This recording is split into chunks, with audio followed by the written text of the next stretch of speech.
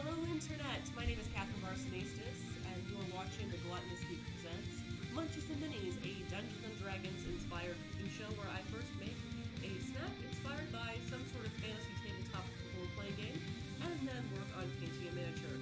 Now, I figured out that the sound was a little off in this episode. That's partly because my coworkers are visiting this afternoon, so I'm doing the stream real quick while they come hang out, and we probably will not be painting later on this episode. We might just be hanging out and talking. Who knows? If you're watching this video on YouTube, don't worry. We're only going to be doing a bit with cooking, so not to worry on that particular point. Now, as you've probably been following the past couple of episodes, I've been doing Rain Reese's 52 Weeks of D&D Challenge. It's a fan art challenge where there's a different challenge word per week where anyone doing fan art that's inspired by Dungeons and Dragons is making it a piece of art based off a certain challenge word. I'm making food because that's what I do. So last week the challenge word was tiefling, so we made a little something I called bean spice curry, which was a red coconut curry with sweet potato, red onion, pork, and mushrooms. This week the challenge word, and yes, we are back on schedule finally, is adventurer's cake. So the idea I had for this was not necessarily making something that would be, a kit in itself. It was going to be some kind of ration that your party would be making as they go along on their travels. So I actually went outside of Dungeons & Dragons for this particular episode, going with Pathfinder, aka sort of the 3.5 edition redo of Dungeons & Dragons. I love Pathfinder too, but that's essentially what it is. We all know it. And making what I'm calling Halfling travel cakes. Now, travel cakes are kind of a quick bread that you cook up in a skillet, and like I said, I have my coworkers here, so they may pop in and out during the episode. This is Lance. Hey! He teaches math at the school that I'm secretary for. Currently, we don't have anybody on the air, but I'm sure that anybody watching on YouTube will be happy to say hello, as well as my cat, because she likes things. But yes, travel cakes. Travel cakes is a mix of what's essentially natron, flour, sugar, and salt. It's essentially the medieval form of Bisquick. So we are going to be taking that concept and making a bannock, which is kind of you might have heard of it in Scottish type of food. It's kind of like a griddle bread. We're going to be making the Canadian form, which rises a little bit, and it makes very tasty biscuits. With the same little concept of sugar, flour, salt, and baking powder, which is kind of the whole, medieval form of modern form of natron, you get it. And we're going to be mixing a few items in there. That's what's going to make this recipe halfling.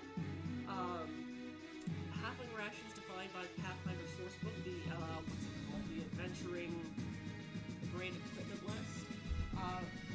Lists various roasted grains and dried fruit as part of the Halfling's rations. So we're going to be incorporating. Oh, hello, Pop Rules. How you doing? We're going to be incorporating some raisins and some sunflower seeds that are already roasted because I do not feel like having to extract those myself. And straight out of my front yard, fresh rosemary. And you can't hear me very well. That's probably because the microphone is Let me turn down the music some. Turn up the microphone. I'm not sure if this is any better, but let me just turn that down some. Now hopefully you can hear me well enough. So, this is going to be a very, very quick episode because this is a very, very quick recipe. And I'll probably be talking to various coworkers and hanging out with them as the evening goes on. So, first we're just going to prep some of our ingredients because, like I said, this is a stupidly quick recipe. And for some reason, my lighting is acting up. I think the LED light bulbs in these lights are kind of sort of flickering on me. That's the thing. So yeah, what you're gonna need, because this is a very, very quick bread. is obviously some fresh rosemary that we're going to mince up. We're going to use about 2 tablespoons worth, and I probably picked way too much rosemary. We might add a little bit more because I like rosemary. Or I might just infuse some lemonade with it later. And chop that up. Yeah. So, got a handful there. Take my knife and give that a quick mince.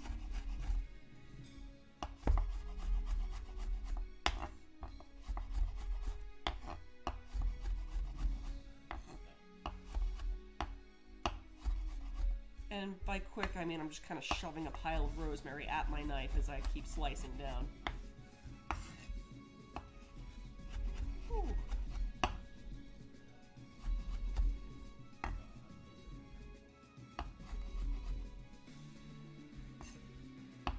So yeah, pub rules. I will say after playing Shroud for a while, it's been kind of interesting because I've seen you kind of prancing throughout Novia as of late every time I've played. Especially while playing music and having this whole caravan going. It's been quite entertaining for me. No fingers in the food, please. Yes. Yes, fingers in food bad unless, you know, you were cooking chicken fingers.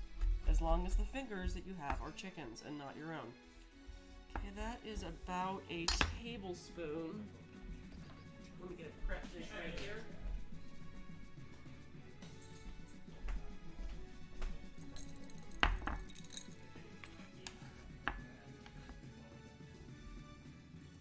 This doesn't have to be exact, but kind of roughly. I mean, you can eyeball it there. But there's one. And let's get another tablespoon worth of rosemary chopped up here.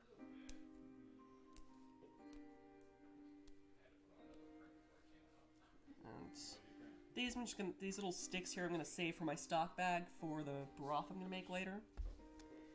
So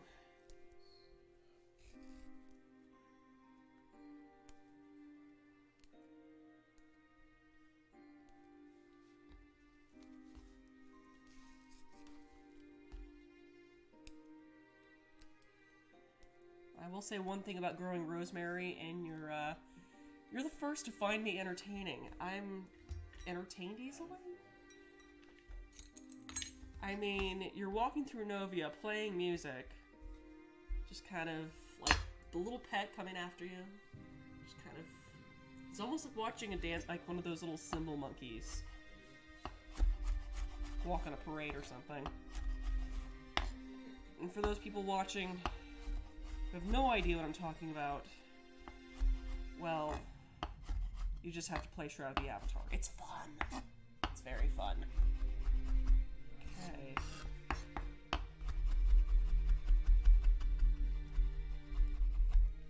Alright.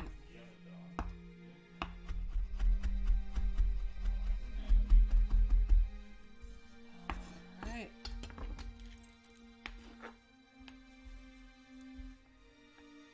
Cool. Alright. And this is the only chopping you're going to be doing for this entire recipe. I know, it's so easy. So that's about that. Get back here.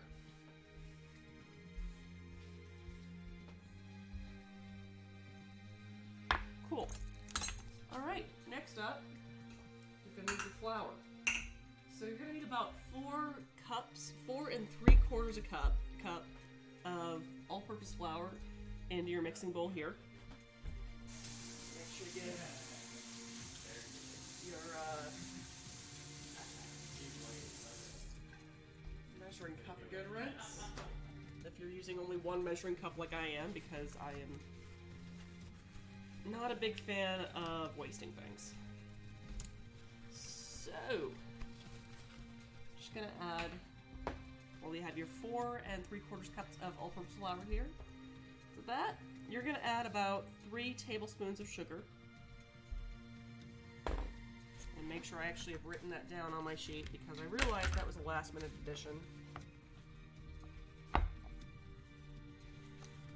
And let's see, you're gonna need 3 teaspoons of regular table salt. Let's find where the heck my teaspoon is.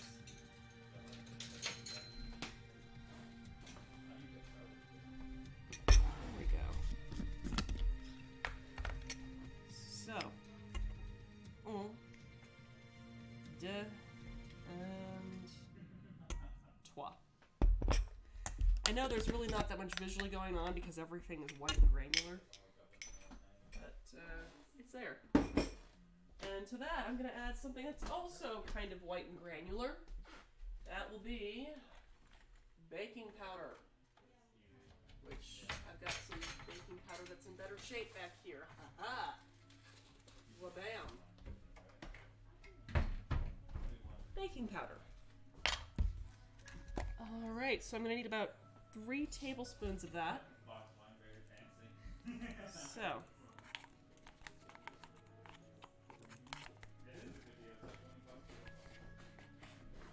there's 1, 2, and 3. Okay.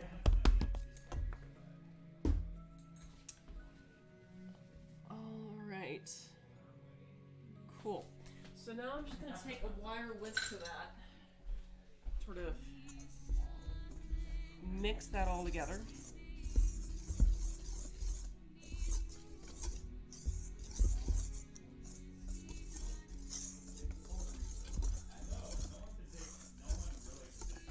And add the rosemary that I chopped up earlier. Kind of toss that in there.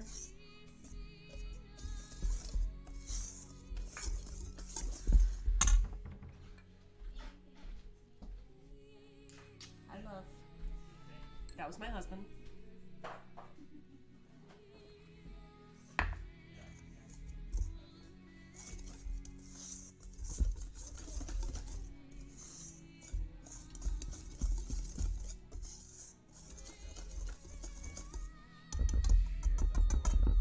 Okay. So, next bit, we are going to want to add our raisins. Now for that, we're going to do something slightly different. Now the big thing when you're working with any kind of dried fruit in a dish is that, for one, I think we're going to want to use some golden raisins because they taste better. So let's use my golden raisins instead.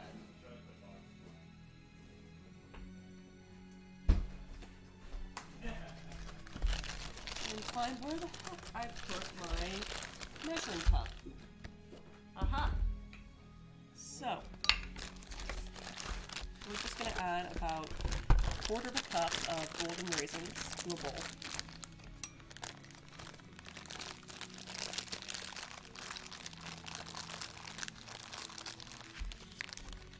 Roughly. You don't necessarily have to go exact with this. So 1/4 cup of golden raisins. Plus a pinch. Save some to snack on for yourself. Okay. And then, to that, we're going to add some roasted sunflower seeds. You're going to want about, also, 1/4 cup.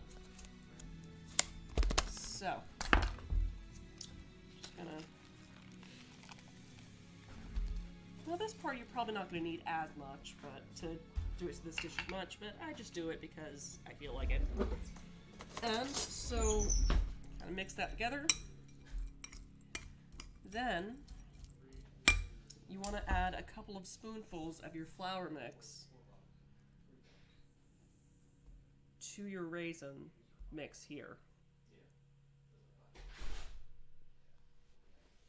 And give that a quick toss. Now the big thing, as I was trying to say before I got distracted, is that a lot of times when you're doing any kind of baking with dried fruit, it will sink to the bottom unless you coat your dried fruit with flour first. So that's what we're doing right here, to make sure they get a good coating of that flour before we put it into our baking mix. you can see it's sticking quite nicely.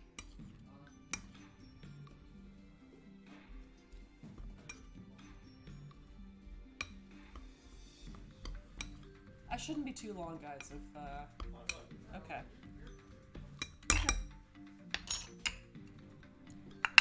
Okay. Cool. So, now that I've tossed that in there, I'm going to toss that into my my bowl of flour. And give that a quick toss with my spatula here.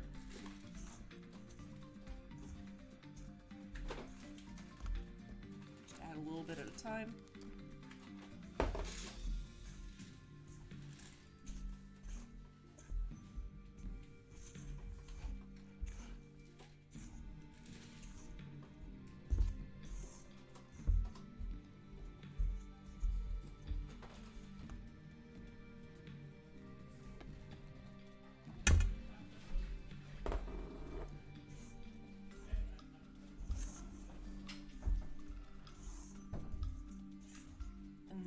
I need to add my liquid portion. So I will need 2 1/4 cup of lukewarm water.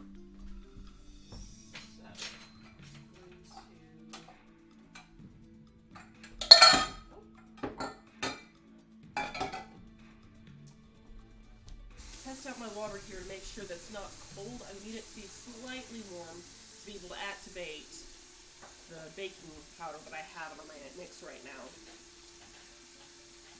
So, I'm going to wait for that to warm up.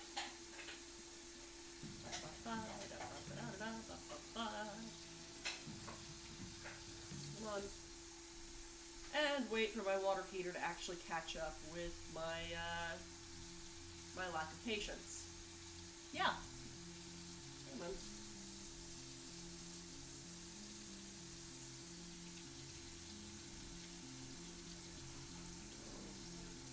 Okay, yeah, that's good. Okay, so...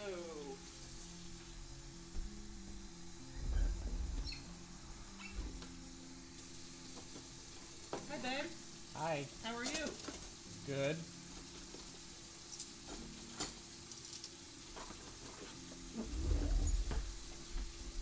Love you.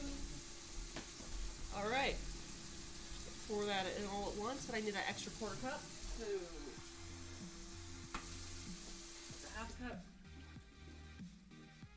Nope. Perfect. Oh wait, that's a 1/3 of a cup. This is a 1/4 of a cup.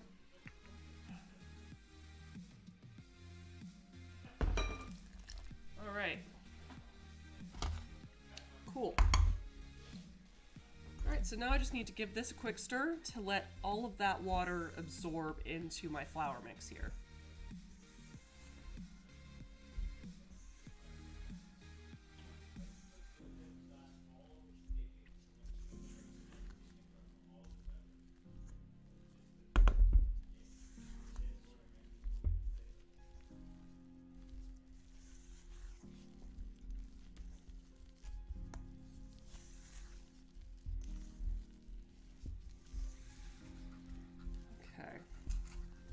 You're supposed to stir it up until it's just absorbed.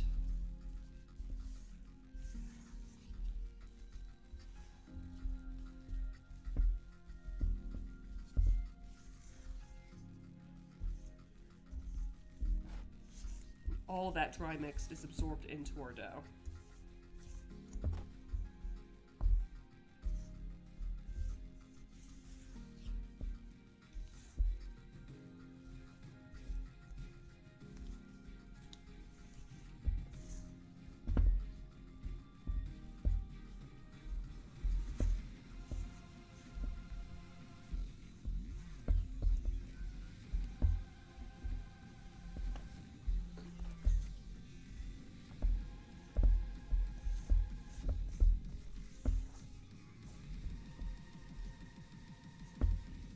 So as you see, the dry mix has all been absorbed at this point, well, for the most part. So now I just want to knead it for about 20 seconds with my spatula.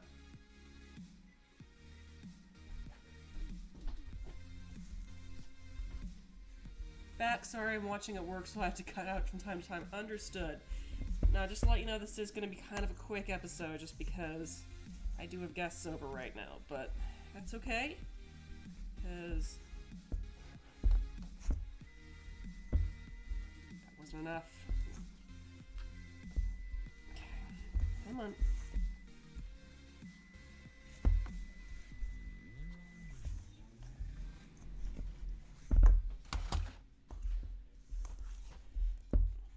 Want to need to make this to make sure that all of that flour is absorbed.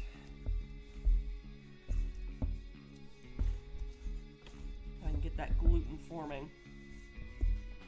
Shut up, timer. No one likes you. Do you record these for later playback? I do, actually. Because I do have my YouTube channel where I have the full things of these episodes going. And, yeah, the whole idea is that I record this live where I'm still able to talk to people and answer questions, and, kind of figure it out as I go along.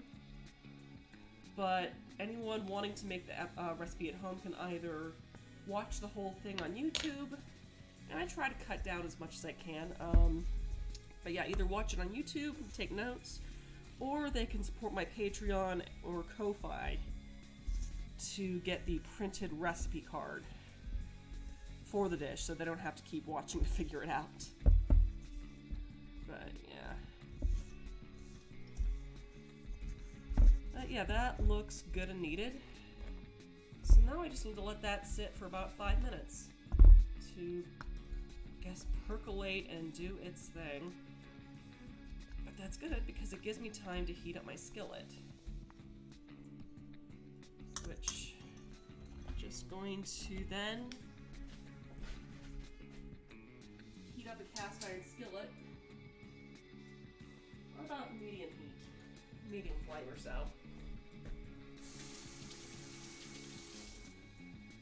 Oh boy. Yeah. Those just joining, which I believe is you.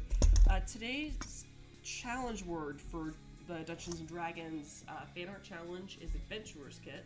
So I was thinking I would do some kind of trail ration, and originally I was thinking, maybe some kind of no-bake sort of granola bar type thing, especially since honey is a great preservative.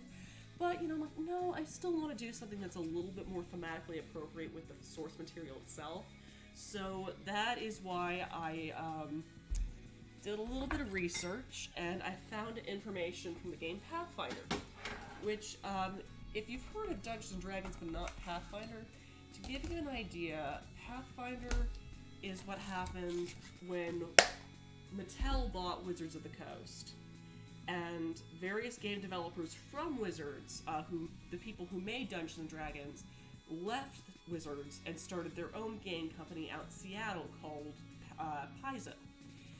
That was when they created Pathfinder, a fantasy tabletop role-playing game very similar to Dungeons & Dragons, with a lot of various lore differences, but it was essentially the same system, or rather it was 3.5 system of Dungeons & Dragons, and this was also part of their sort of objection to 4th edition Dungeons & Dragons, where Mattel essentially directed Wizards to make this game a little bit like a MMO role-playing game, like especially since of the popularity of World of Warcraft at the time. So they were trying to make the game appealing to MMO players with various powers that you can execute, kind of like you would the various kind of power buttons that you would execute while playing an MMO, which are great and everything, but they don't really translate all that terribly well to Dungeons & Dragons, which is why the popularity for the game dropped a bit during 4th edition with current players. But when 5th edition came around, they kind of made up for a lot of that. But, I mean, the damage was still done, and Paizo was created, and therefore Pathfinder was created. So we were taking lore from Pathfinder with this particular recipe, and there is a thing called travel cake mix in the one of the source books. It's an equipment source book. I can't remember the name off the top of my head. It will be on the blog post later. Where it was, the description was a mix of flour, sugar, salt, and natron, which in this particular case we're using baking powder, and it's a quick bread. I mean, they basically use it kind of like a baking mix, or it's essentially medieval Bisquick, but we're doing kind of a similar take here. I'm making what is called a bannock, which is a fried bread where you make this batter, you let it rise a bit, and then you cook it in a very hot skillet with lard or bacon fat or shortening. We will probably be using snow-capped lard because that's what I have on hand. I also have bacon fat on hand, so I might use both.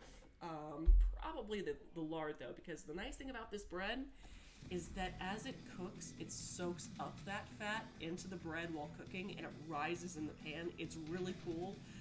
You will get to see this as I cook it. It's stupidly easy. They look a little bit like English muffins. I mean, it's got the same sort of concept of an English muffin or a crumpet, where it's a bread that is cooked by griddling it. So that's what we're making. But I also wanted to make this halfling oriented because I noticed when I was looking up halfling travel rations that halflings often carry dried fruit and herbs and roasted grains. So I added golden raisins, roasted sunflower seeds, and fresh rosemary to this dough to give it a little bit of a halfling sort of flavor to it. Now this stuff is great that with butter or cream cheese or even onion dip. So keep that in mind if you just kind of want to have a snack for breakfast. It makes a great canvas for a breakfast sandwich. So make up a batch of these fresh things, stick them in the fridge in a Ziploc bag, and you have just delicious quick bread for a sandwich later on. Now, I don't know if I actually set the timer for 5 minutes. I think I spoke for about 3, so I'm just going to turn the heat down and the vent on. And also, I'm going to get my lard out of my fridge because I'm going to need that melted to be able to cook up my bread. So, I'm just going to do that. So, I just need a spoon and my quarter cup measuring cup, wherever the heck it went. It's somewhere around here. Somewhere. Aha! Here it is. So, I'm just going to grab a spoon. No, you're not allowed to fall off the counter. It's my job to mess up, not yours. Okay. Switch that. Yeah. Let's see. A minute left.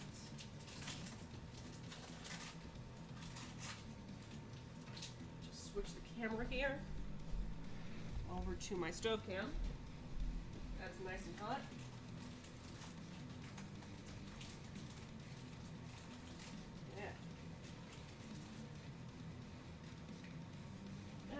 Kind of being a rough estimate with this. It doesn't have to be a perfect quarter cup, but it's a good guide to kind of figure out how much fat you're going to need per batch.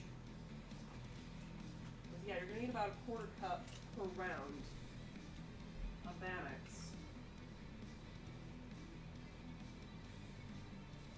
And I'm just going to let that do its thing and melt completely in my griddle.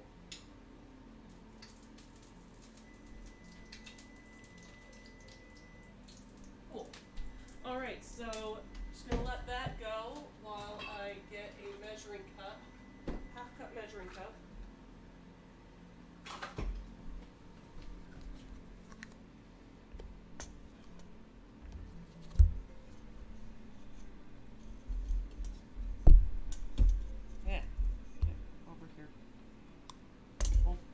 That and another secret ingredient that you're going to need cooking spray, because this stuff will stick like nobody's business. So.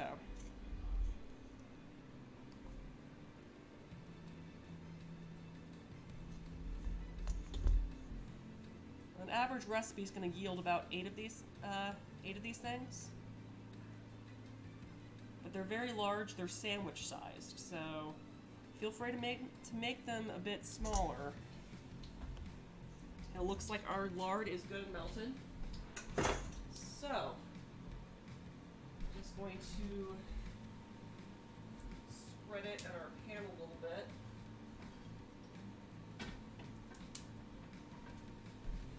Before dropping this into our skillet. So, yeah, you want about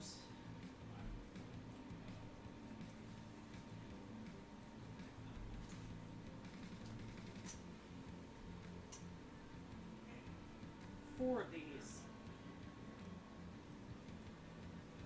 dropped into the pan in a circle, so you know when approximately to turn it over.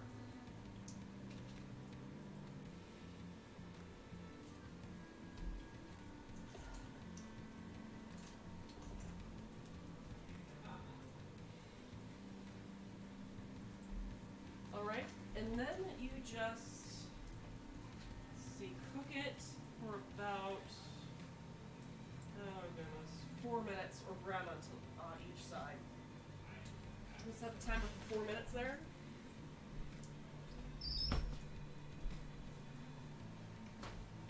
It'll get this really nice browning on the bottom of the bannocks right there, which, as you notice, it's going to rise and bake up as it's cooking. It soaks up that fat, so it allows all those little flavors we have in there, the raisins, the rosemary, the, what's it called, the sunflower seeds. That is just going to spread through each bite, and it's going to be delicious. And it's kind of funny because it's like this stuff is like probably the easiest recipe you're going to make in all my Munchies and Mini series. And it's so incredibly, I mean, it's a complex flavor.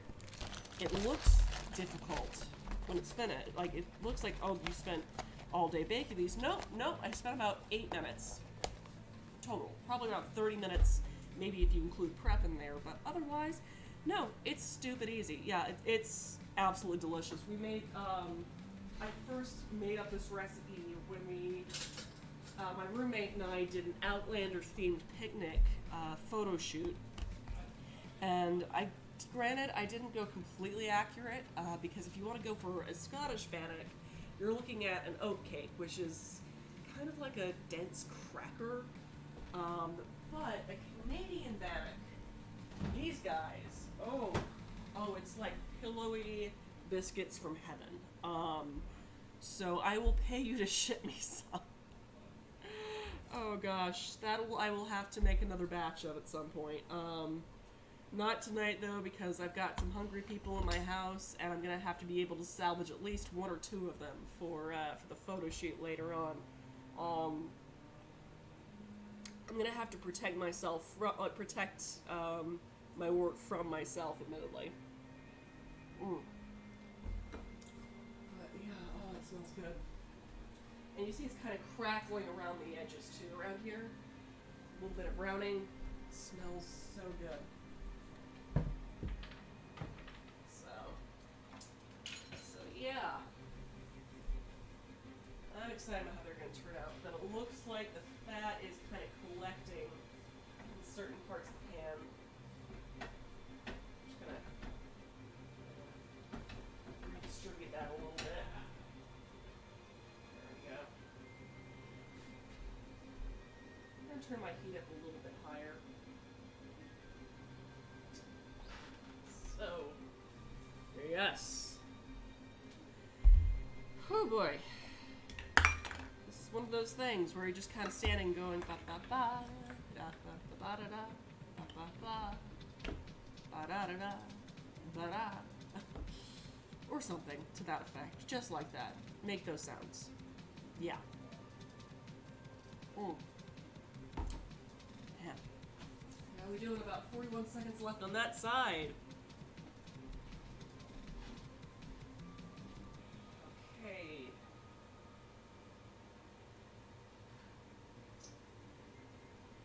Right.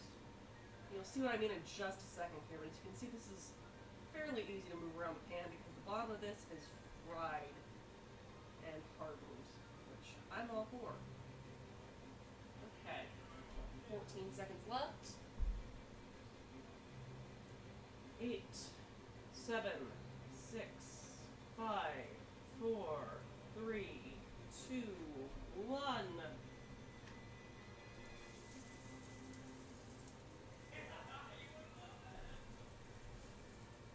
There. Get over here. Dang it.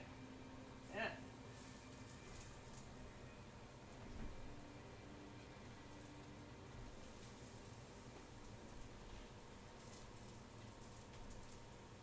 There we go. See what I mean? That nice little golden crust there.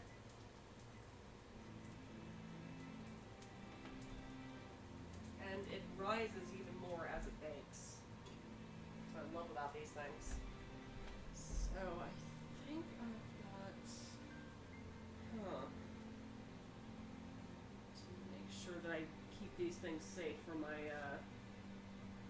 spouse and coworkers. Let's see.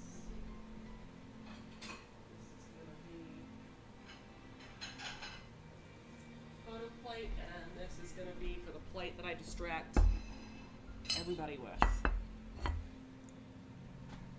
So, yeah, I mean the outside may be all nice and crispy, but the inside's so freaking soft. Which also makes them great to travel with too. You just want to wrap them up in a paper towel before putting in the bag to kind of absorb any excess moisture that happens to kind of seep out of them as they're cooling. So, just waiting for bannocks to cook. Smell good. And we'll go ahead and load up another half cup of batter into my measuring cup while I wait.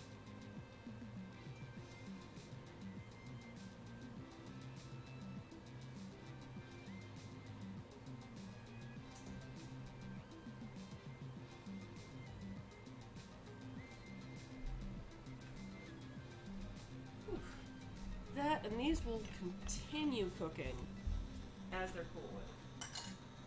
So if it's not completely solid throughout, that's okay.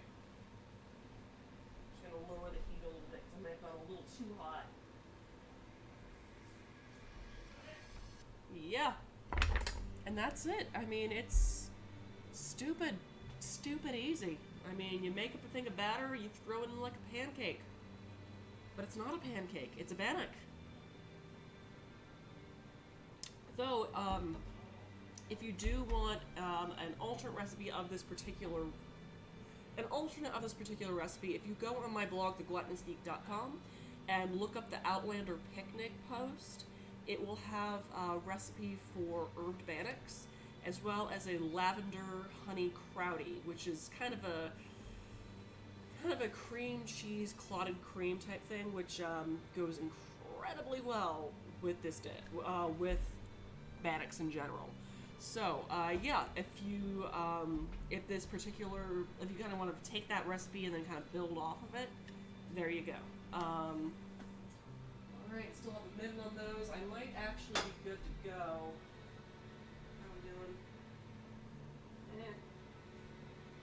Probably still go a bit longer. It's still cooking.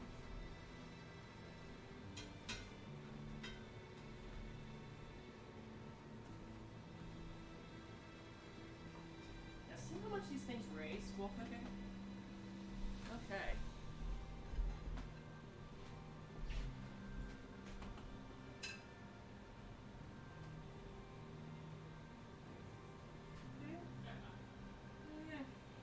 Still a little doughy. Why we need that extra half a minute on there. So yeah. Oh, hello, theater nerd. How are you? 10, 9, 8, 7, 6, 5, 4, 3, 2, 1.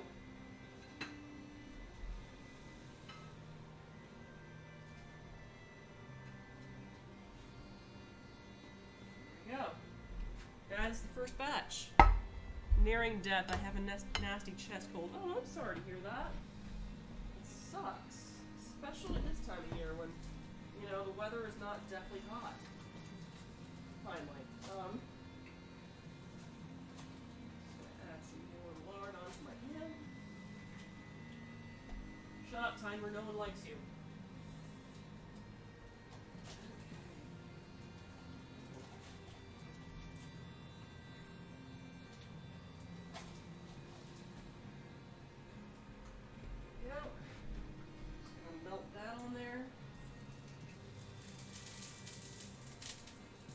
If you don't have access to lard, but you have a ton of bacon fat or vegetable shortening, you can also use that for this recipe. Okay. Oh, thanks for hosting. Okay. Let's see, just letting that melt. And once that's all melted, I can add the rest of my dough to this.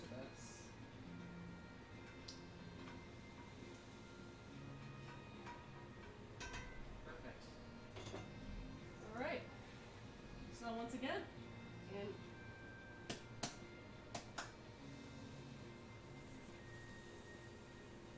half a cup lumps, the batter.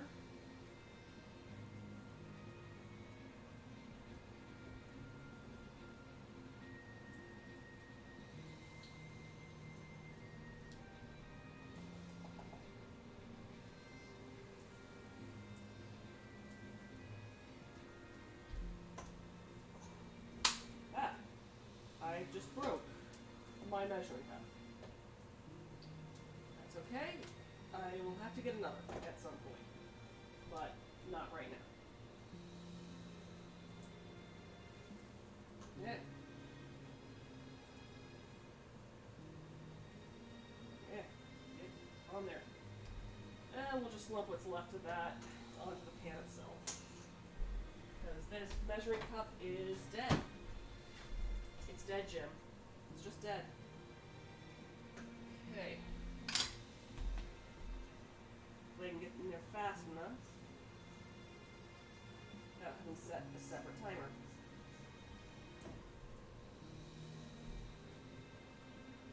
Aha. There we go. Okay. So just set the timer for 4 minutes. Boy.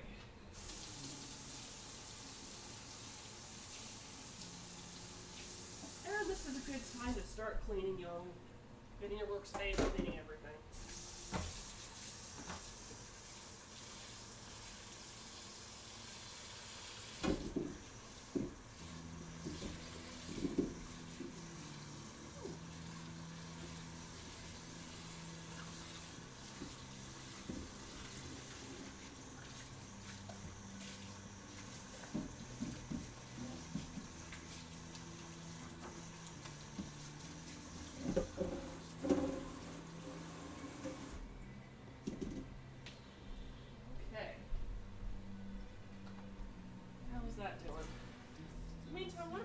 Take a look at the ones we've already cooked up. You see here, still kind of cooking, but here, I'm just going to get a serrated knife here to show you what these look like on the inside.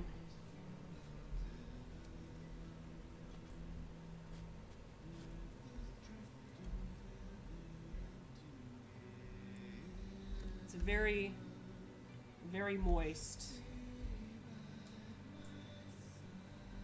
Yeah, these are really good. In fact, I might put this out with some jam once I pick out the most picturesque ones, because part of it too is that not only do I need to make these up. I also have to make it, do a photo shoot with it tomorrow. So I kind of want the best looking bannocks, especially since I happen to have guests over tonight and I'm going to be feeding people because that's what I do. So, let's see, how are we doing on these bannocks here?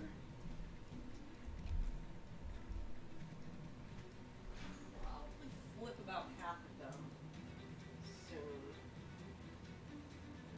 Let me look at. Oh yeah, that one can be flipped, as well as that one and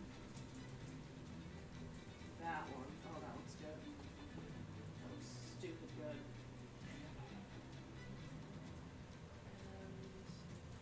And maybe this one? No. Not yet on that one. That one I kind of had to dig out at the last minute. I wonder if I have any cheese to serve this with. That would be really good.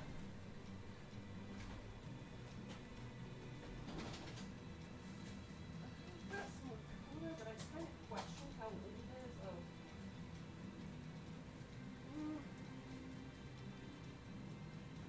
Doesn't smell bad.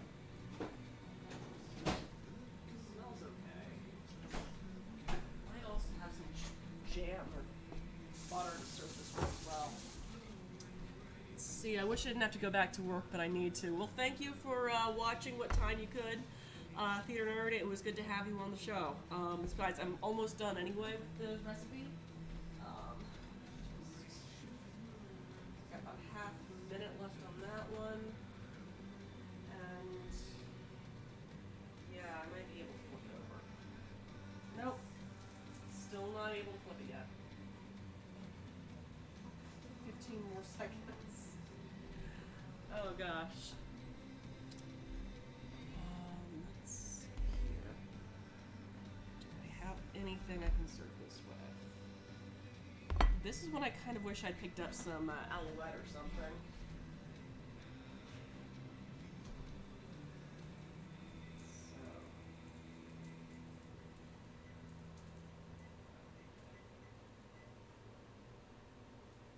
Just a wee bit up.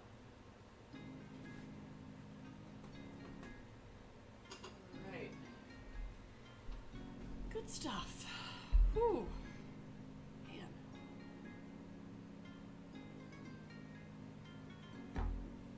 Well, maybe I do have time to make us something. Let's see, I think I'm having to trade the shoes. Or, I'm not sure how good the feta is at this point. Oh, that is great. Okay, well let's do some compound butter. Compound butter is a fancy term for butter with stuff in it. So we're going to make up some compound butter to go along with our brownie. Feta, smoked sun-dried tomato, and unsalted butter.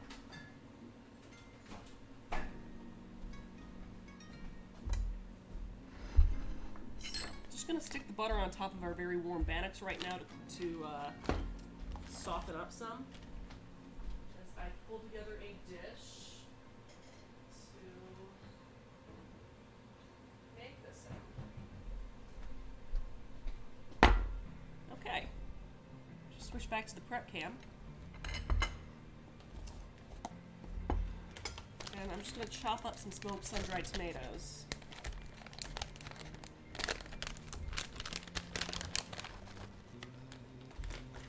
I don't need all of them, but we'll see.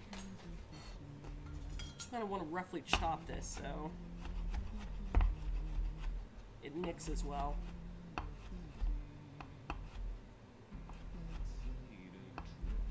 And I might also add a little bit of some kind of jam in there. I'm trying to think of what goes well with tomato as far as fruit is concerned. Maybe strawberry?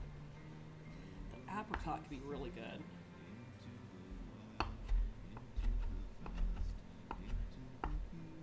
I also have raisins, so golden raisins, that will go well with apricot. Okay, just put that handful of sun-dried tomato. Oh, what the heck, I'll just do all of it. I've got quite a few people over tonight.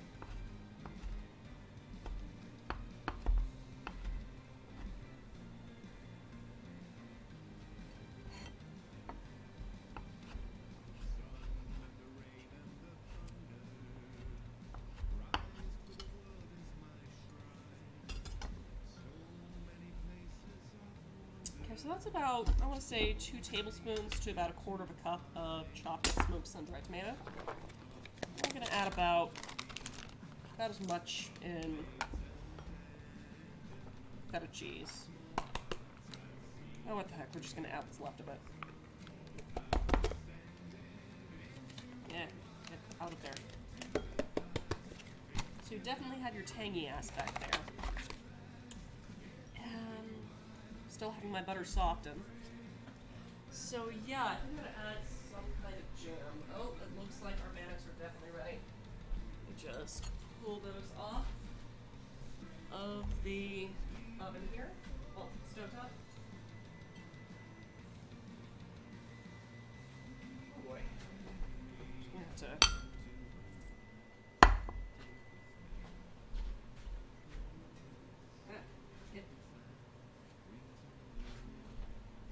Just gonna kind of use that to warm up my butter. We wait for that to cool. Cool. And now I just need to clean my pan. So it's already done most of the work for me because it's all nice and hot. So I can find where my pot holder went. And I'm just going to turn the water on cold water.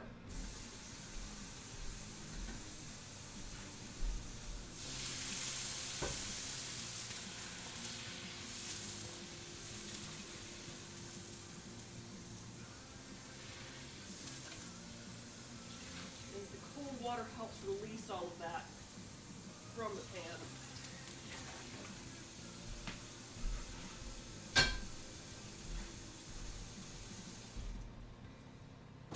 So, next step, paper towels. First,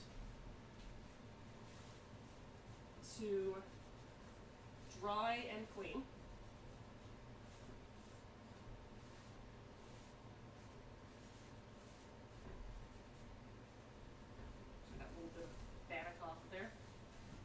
Next, to seal, cooking spray.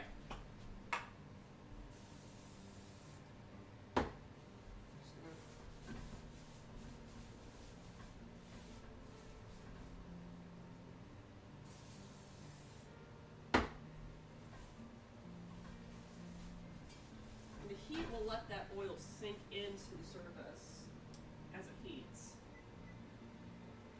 But that also means that we're done using our stovetop. So, now we're just going to go back to our prep station to make our compound butter. And the cooling bannocks have actually warmed up my butter some enough to soften it. So let's see, this is about 4 tablespoons of butter. Let's see how we do with this. Like that, and a spoon. Rather, let's use a fork.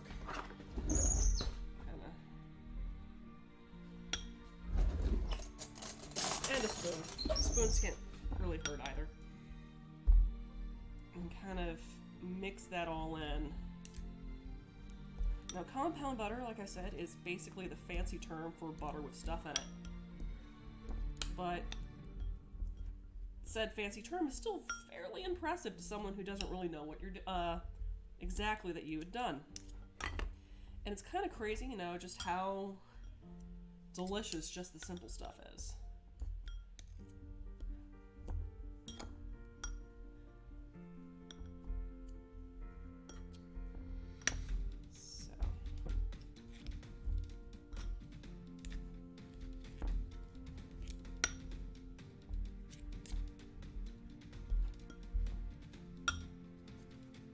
Probably only need about half a stick of this butter. Oh, I think it's good, but definitely can use some sweetness. So I'm going to add some jam. I've got my glasses, but I also have honey. Jam.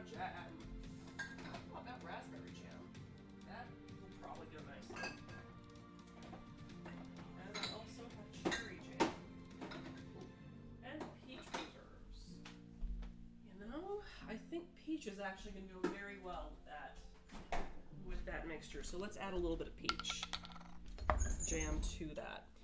Now this is kind of a bonus recipe because this will not be on the recipe card because I'm kind of making it up as I go along.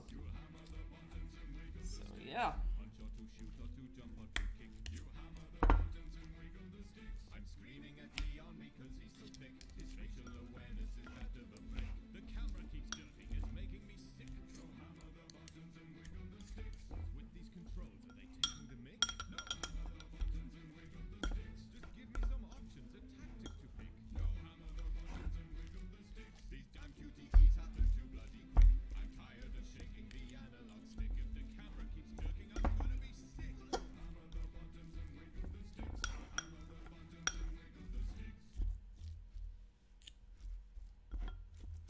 I might add that extra butter to it. It's still soft. Let's see, that's about extra 4 tablespoons. Yep.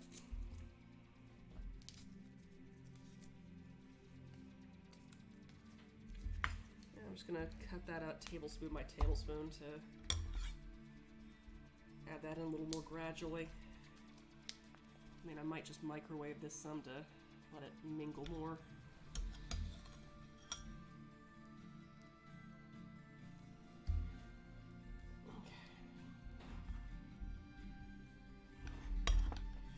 Okay. Rest that into the fridge.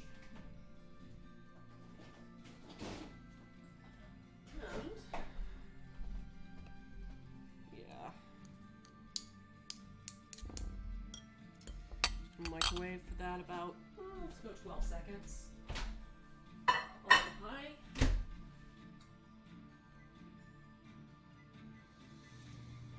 So that's when it starts to get kind of melty without exploding on you. Let's see how it's tasting so far. Okay. I like that. I like that a lot.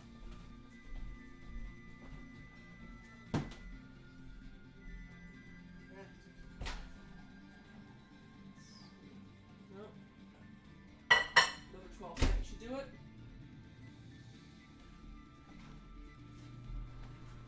Yes, indeed. Okay. So now I just need to pick out the most picturesque of these things before I sacrifice the rest of them to my friends.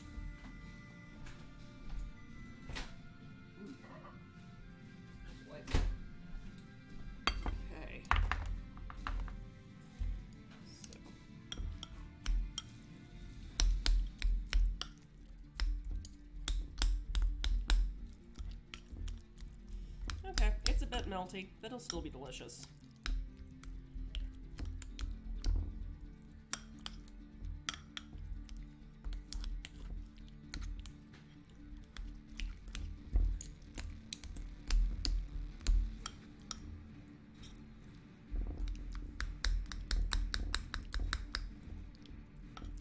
Now normally this is when I would tell you to put this back in the fridge to re-solidify. But in this particular case, no, don't need to do that. It is delicious how it is. So,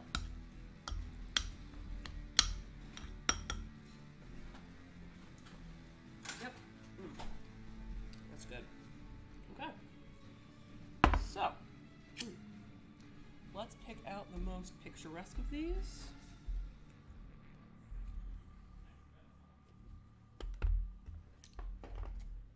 Need to pick up the two most picturesque.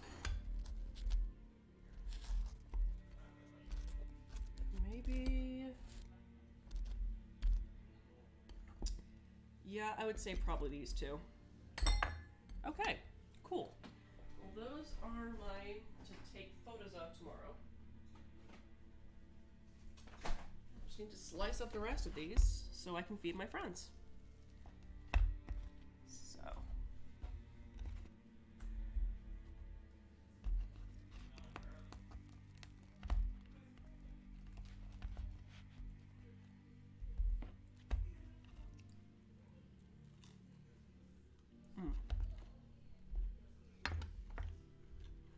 delicious.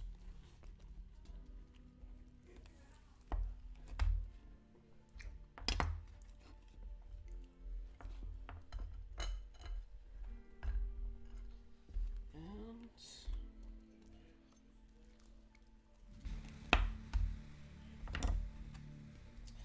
all right.